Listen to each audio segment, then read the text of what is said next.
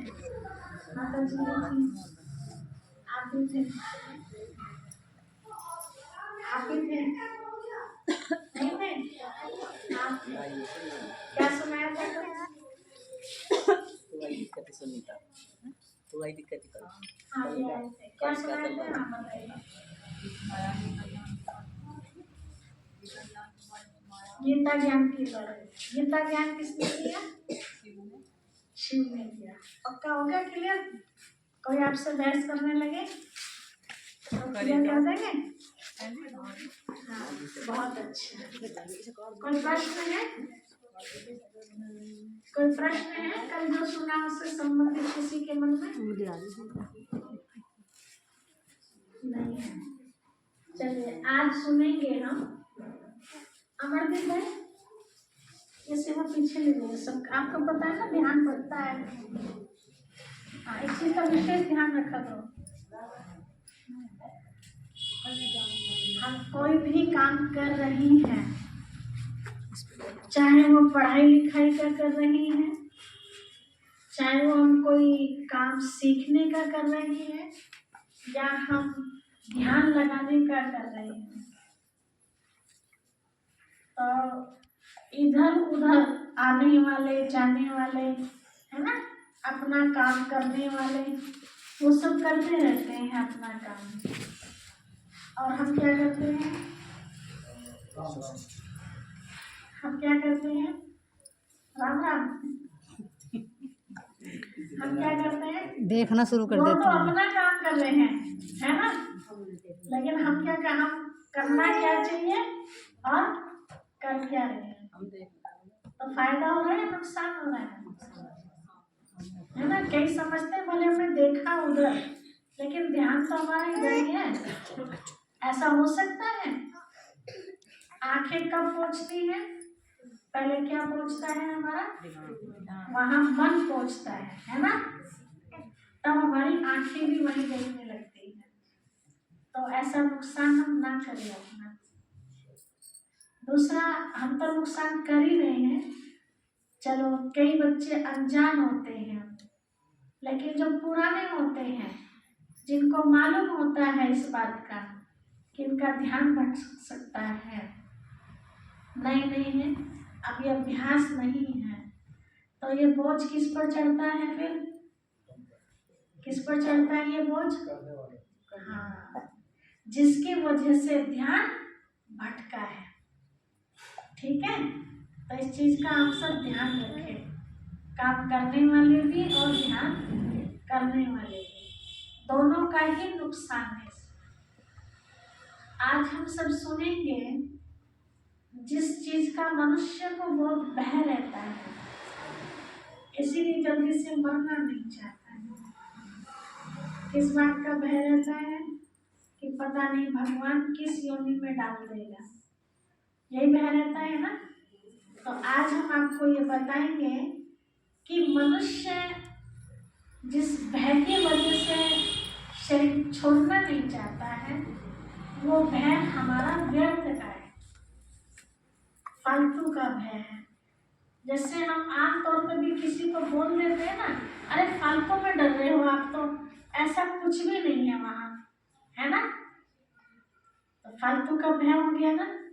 वैसे ये भय भी फालतू वाला ही है मनुष्य के अंदर, कि जो आज तक हम सुनते आए थे, मनुष्य 84 लाख योनियां लेता है, और 84 लाख योनियों के बाद एक बार मनुष्य योनि लेता है, और उसके बाद फिर और योनि में चला जाता है।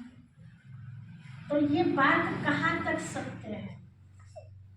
आप सब अपने गांव की या कहीं और की सुनी होगी, किसी के भी बारे में कभी आज तक ये सुना है कि वो व्यक्ति मर गया और उसने जाकर के कबूतर के रूप में या किसी के भी रूप में ऐसा जन्म लिया, वो बता रहा है अपने मुंह से? सुना है ऐसा? माता जी ने सुना है? नहीं सुना है? आप में से किसी ने सुना है ऐसा? लेकिन ये जरूर सुना होगा कि उस व्यक्ति ने जहाँ यहाँ से छोड़ा और कहीं जन्म लिया तो उसने ये जरूर बताया कि मैं पिछले जन्म में वहाँ था। ये सुना होगा, है ना। और जब खोज की गई तो क्या निकला? सब निकला। अभी छोटा सा बच्चा गली मोहल्ले वालों को भी नहीं जानता और इतनी पुरानी बात कर रहा है। मेरे इतने बच्चे थे, इतनी खेती थी, मुझे गोली से मारा गया, जो भी घटनाएं थी वो सारी वो बताते हैं।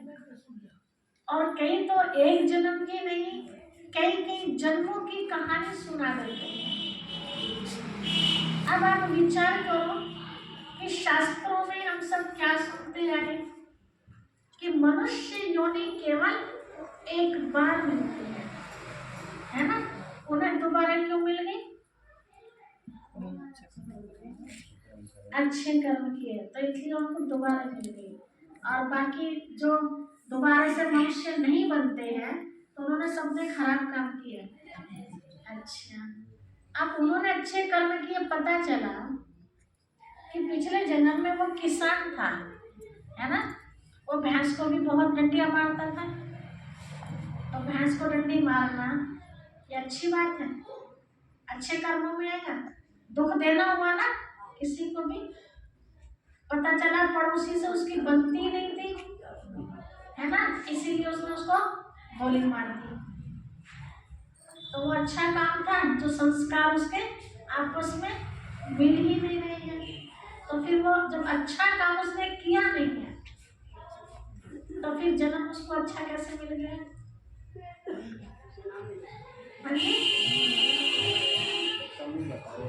हाँ, कैसे उसे दोबारा से मनुष्य जन्म मिला?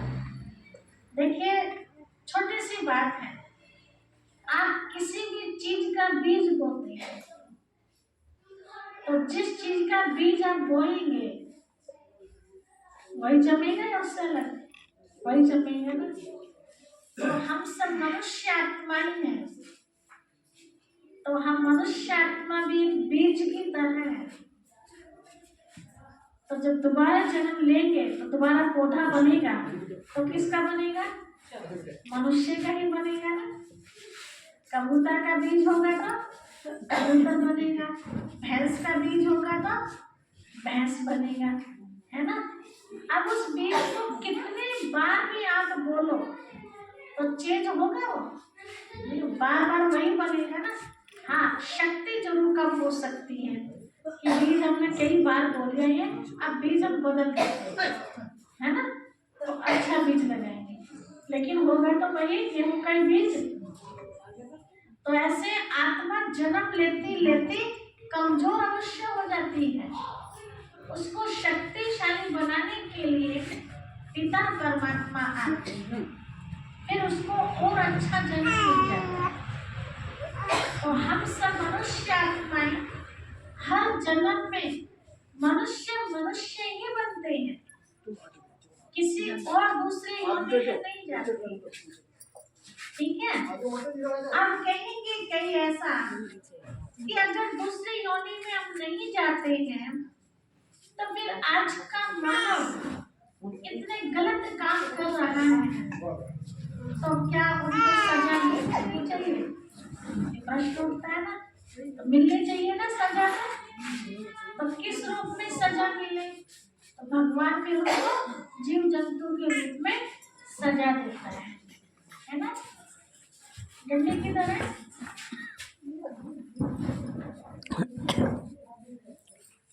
कैसे? आप देखो, जीव जंतु के रूप में सजा हमें मिलती जरूर है, लेकिन कैसे मिलती है? बहुत गहराई से सुनना। आज हम देखते हैं कईयों के जीवन में ऐसे संस्कार पाए जाते हैं कि हम उन्हें बदलना चाहते हैं, लेकिन फिर भी वो बदलते नहीं है, है ना। बार बार समझाने के बाद भी। आप इस चित्र में देखिए, ये यहाँ मुर्दा पड़ा हुआ है ना। इसमें से क्या निकल रही है? एक ज्योति निकली।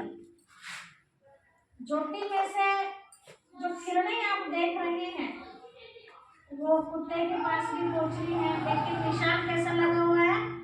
कट्टम का, है ना। आगे भी उधर गाय पे भी है, घोड़े पर भी, ऊंट पर भी, गधे पर भी, शेर, हाथी, सब पर। लेकिन निशान कैसे लगे हुए हैं? राइट के या कट्टम के? कट्टम के निशान लगे हुए हैं। मतलब आत्मा इनमें नहीं जाती है।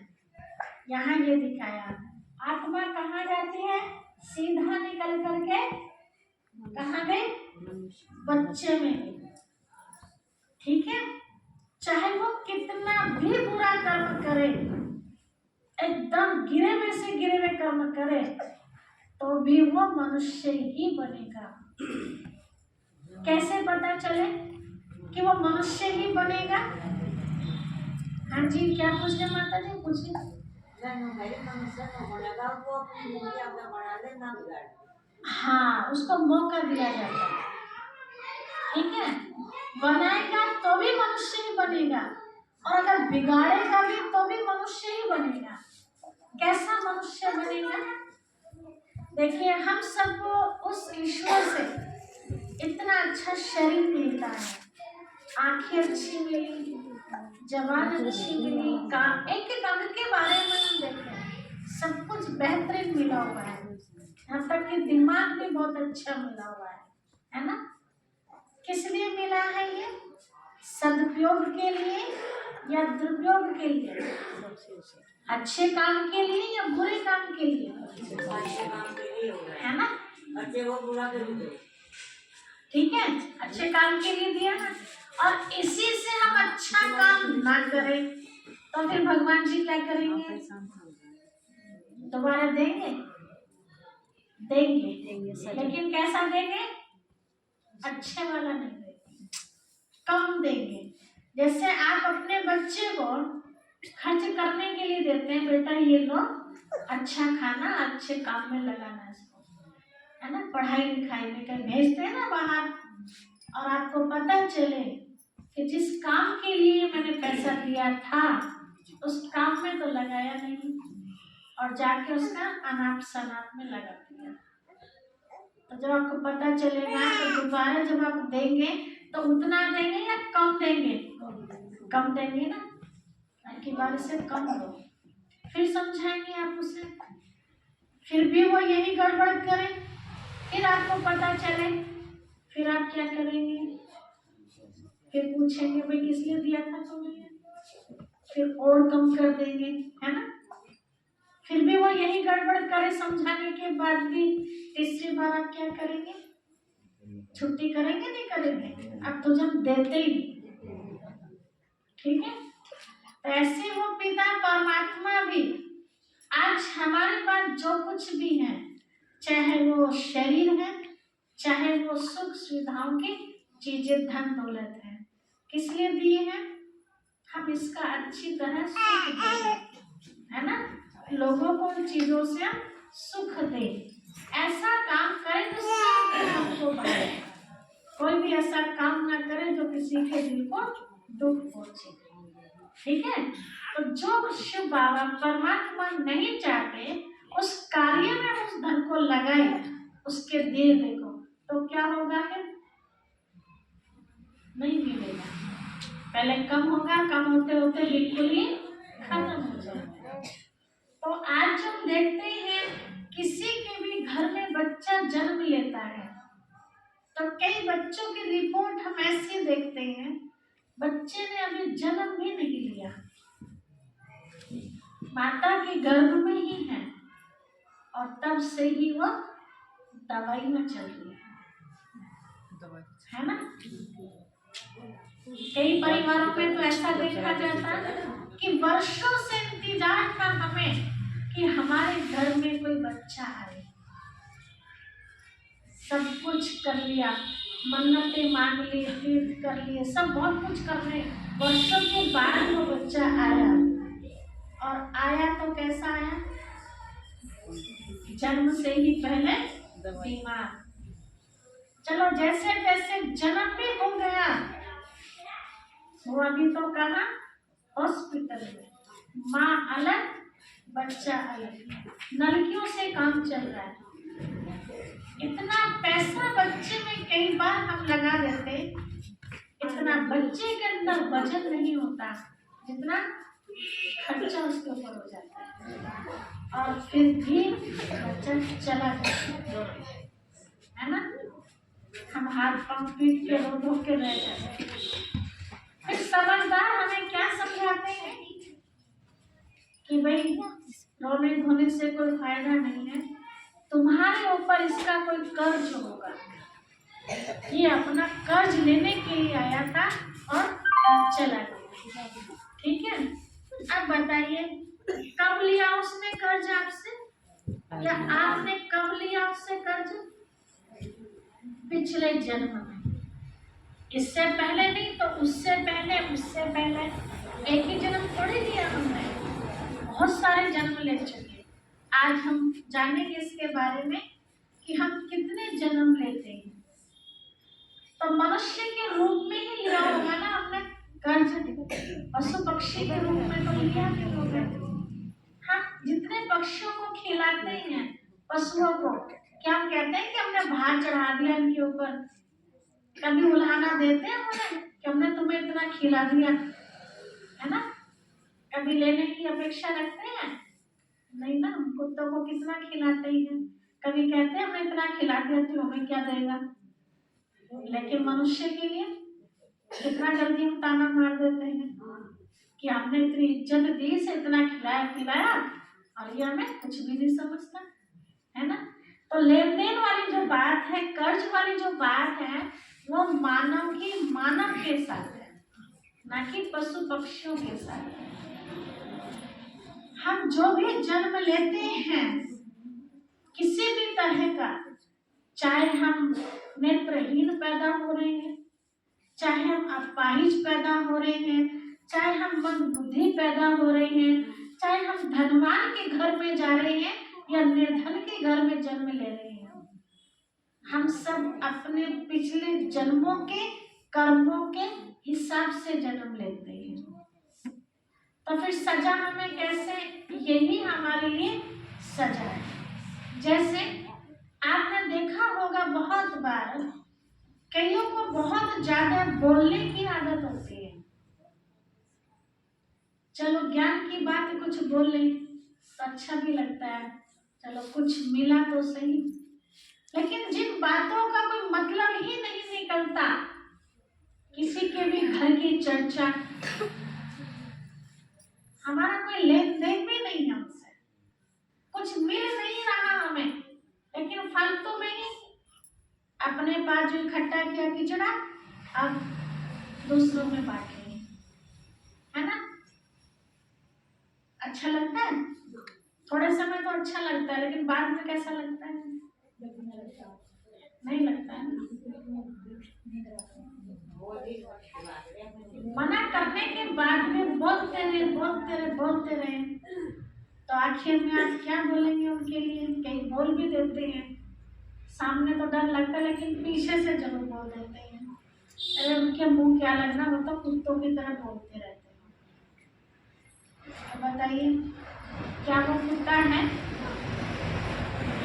तो इंसान है ना, लेकिन उसके कर्म के आधार पर उसको ना कुत्ता या कुटिया हमें बोल दिया। तो क्या उसे कुत्ता या कुटिया बनने की भी जरूरत है? तो इंसान के रूप में उसे तो जानवर का टाइटल मिल गया।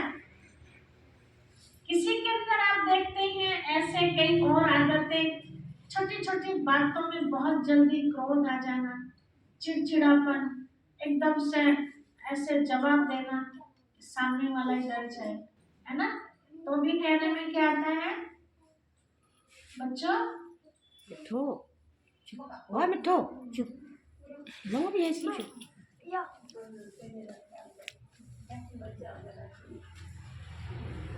यहाँ बैठ जाओ, आ जाओ, इधर आ जाओ, यहाँ इधर आ गए। आप थोड़ा इधर हो जाओ, ठीक है। आप कहाँ देखना है, कहाँ देखना है? एक दूसरे को नहीं, सामने। ठीक है,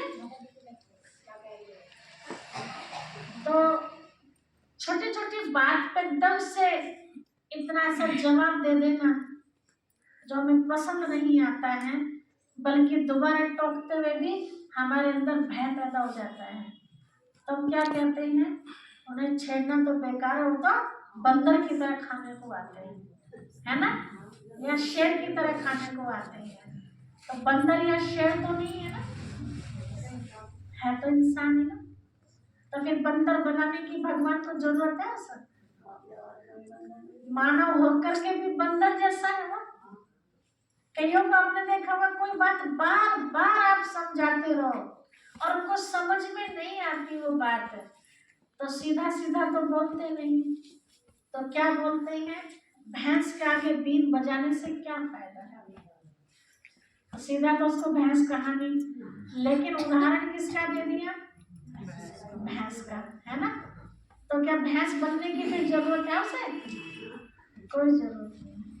ऐसे किसी के भी आप पशु पक्षियों की बात करो, कोई भी कितने भी खराब कर्म करे, बनना उसको मनुष्य ही है।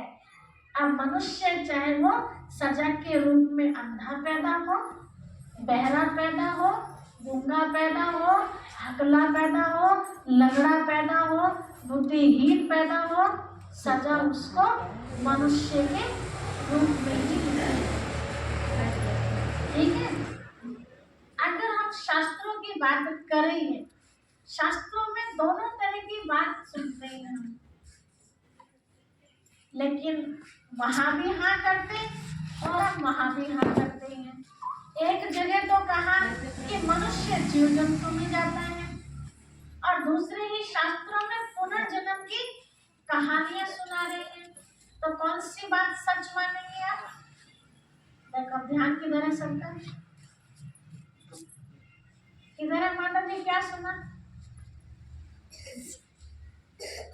एक आपसे 4-5 माताएं बताएंगी, कोई भी क्या क्या बात चल रही है? बताओ जल्दी से, क्या बात चल रही है? रली नहीं है, रला दी गई है। शुरू में ही क्या टेंशन खिंचवाया था, क्या टेंशन खिंचवाया था? हाँ, इधर उधर को नीला खाना, और अभी क्या करा? तो पॉइंट निकल गई ना। नुकसान किसका किया? तो ये अच्छी बात थोड़ी है। अपना नुकसान खुद ही करें, चलो दूसरा कोई नुकसान करे तो बात अलग है, लेकिन हम खुद अपना नुकसान कर रहे हैं। तो शास्त्रों में जब सुनते हैं, एक जगह सही बताया और दूसरी जगह गलत बताया, तो आप किसको सही मानेंगे? दो तरह की बात हम सुन रहे हैं, तो दोनों को तो सही भी बता सकते हैं, है ना। अब कैसे पता चले कि कौन सी बात सही है? जो हम आंखों से देख रहे हैं उसको आप सही मानोगे, या जो किताबों में सुन रही है उसको सही मानेंगे? जो आंखों से देख रहे हैं, है ना, सुनी हुई बात तो नहीं मानेंगे आप। तो शास्त्रों में 84 लाख उन्हें भी बता दी और फिर पुनर्जन्म भी बता दिए। कैसे? श्री कृष्ण जी थे, श्री कृष्ण जी को अलग अलग रूप में अवतार के रूप में दिखाया। श्री कृष्ण जी राम बन के आगे धरती पर, है ना, वही कुछ और बन के आगे, फिर कुछ और बन गए, फिर कुछ और बन गए, कई अवतारों के रूप में दिखाए ना, जो सीरियल देखते होंगे। आप बताइए, उनके बार बार बार बार इंसान के रूप में क्यों जन्म हुआ? अच्छे कर्म किए। अच्छा, अभी अच्छे कर्म की बात चल रही थी।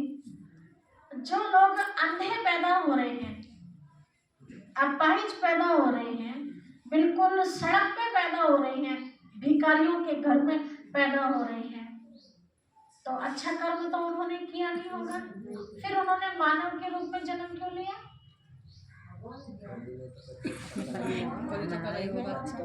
कभी ना कभी अच्छा किया होगा, तो फिर कभी ना कभी क्या होगा? अच्छा, तो अच्छे रूप में जन्म लेना चाहिए। अच्छे का फल तो अच्छे रूप में होता है ना।